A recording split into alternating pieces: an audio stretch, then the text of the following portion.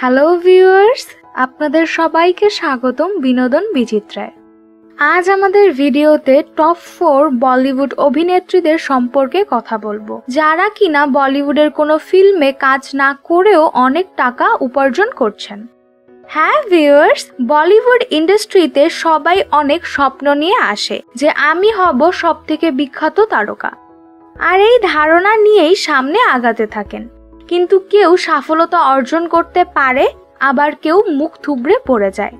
কিন্তু যারা কাজ করতে পারছে না কোনো ফিল্মে, তারাও অনেক পপুলার হয়ে যায় এবং অনেক টাকা উপার্জন করে। আর ফিল্ম না করার সত্ত্বেও এত ফেমাস এবং তাদের কাছে এত টাকা আসে কোথা থেকে, আজ আমাদের রিপোর্টে জানাবো। টপ 4 অভিনেত্রীদের মধ্যে টপ 1 অভিনেত্রী অমীষা প্যাটেল।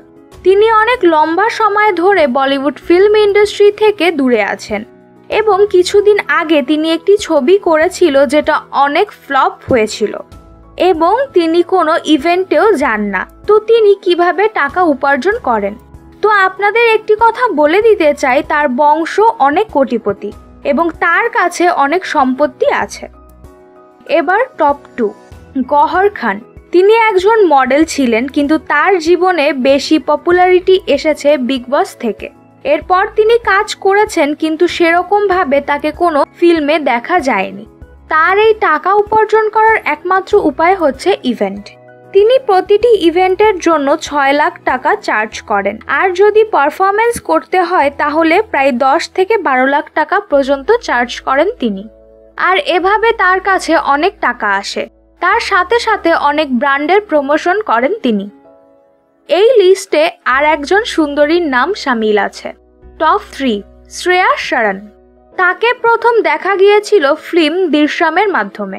ফিল্ম দৃশ্যম অনেক ফেমাস হয়েছিল। তিনি বলিউডে কিছু ছবি করেছে, কিন্তু তাকে বেশি সাউথের মুভিতে দেখা যায়।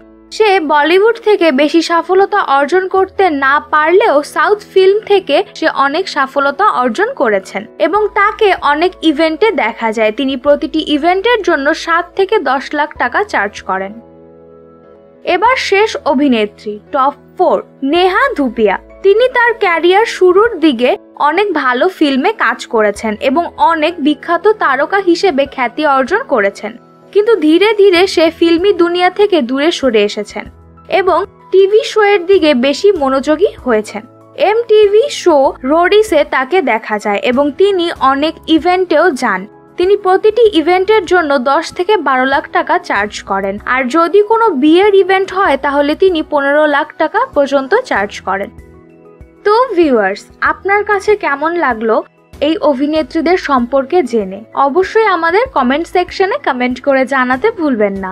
ভিডিওটি ভালো লেগে থাকলে অবশ্যই লাইক এবং শেয়ার করুন। তার সাথে সাথে আপনি যদি আমাদের চ্যানেলে নতুন হয়ে থাকেন অবশ্যই সাবস্ক্রাইব করতে ভুলবেন না। পাশের বেল আইকনটি প্রেস করে রাখবেন যাতে নিত্য নতুন সকল মজাদার ভিডিও সবার আগে আপনার কাছে পৌঁছে যায়। ধন্যবাদ।